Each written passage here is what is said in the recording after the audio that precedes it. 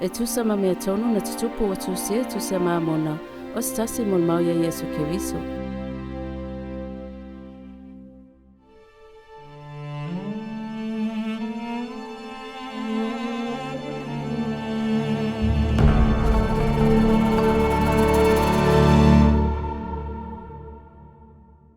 O Alema sa whaau e lotomau Alema. E a vea mafai tolanga sili le Ekalesia le atua. Sa e faatuaina se Ekalesia, ma papatiso na uso i le vai o Mamona. Sa la veina i latou mai lima o le tupu o noa, i le alofa mutimutivale ma le mana o le atua. Ina o mawai, sa latou polonga i lima o salamana, sa toe la veina i latou mai le polonga e le li i le mana o lana fionga. Masa au maia i tātou le nei nuu. Ma tātou a mata faatuaina i le Ekalesia a le atua. O te whai atu i e o le nei Ekalesia. Ua lava ea o na outou manatua, le no whapolonga o outou tamā. Ua lava ea o na tau manatua o lona alofa mutimutivale, ma lona talitinga. Sa ia liua o latou loto, i oe. Sa ia whangua i latou mai se moe ngase ma latou wala mai i le atua. Sa latou malamalama o tala'i atu e lotomaualalalo le fionga le atua i tau tamā. Sa ia i se liunga tele i o latou loto. Ma sa latou lotomaualalalo ma whaalangolango i le atua moni soifua. Sa latou whamaoni e o i liunga ma o lea na whaolaina ai. O te fisili atu nei. Ua taufaanauina faalenganga ea i le atua. Ua tau maua ea o na fofonga i o tau mata. Ua o ea le nei liunga tele i o tau loto.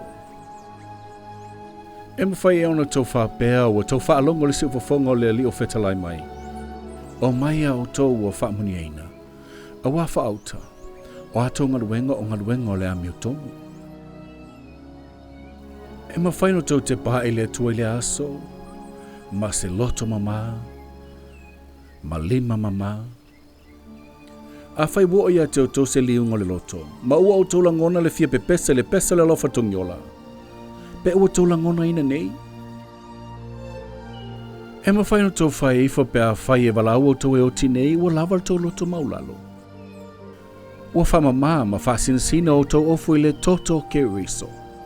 O le e fio mai a Togiola o na tagata mai le angasala. Ua tafi as ea le tau wha maulunga. O te whaatia te tau a whai ele ai. Tau tele i sau ni efta ia i ma le atua. Ua awina mai ele li i le atua se walaulia i tagata uma. O na ua whaaloaloa mai ia i latou a ao le lofa mutimutivale. Ma ua fetalai mai i a salamo. O na otalia lea o outou. Ua wala au mai le leo mamo le lei. O lona suafa ua ia wala auai outou le suafa o Keriso.